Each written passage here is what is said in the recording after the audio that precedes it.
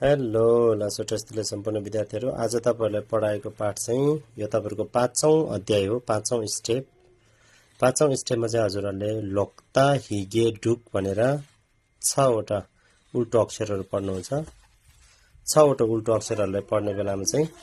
यो ता उल्टो था उल्टो दा उल्टो ना उल्टो स्या उल्टो अनि काको मुनि स्या उल्टो गरेर यो 6 वटा मात्रै हो उल्टो अक्षरहरू चाहिँ यसलाई पढ्ने बेलामा चाहिँ तालोक भन्ने है ता उल्टो भन्दाखेरि तालोक भन्ने लोक भने चाहिँ उल्टो भनेको तालोक भन्दाखेरि ता उल्टो भनेको तालोक टा भन्दाखेरि चाहिँ ट भन्नुपर्छ है ता उल्टो चाहिँ ट हुन्छ तालोक ट थालोक ठा दालोक डा नालोक ना स्यालोक खा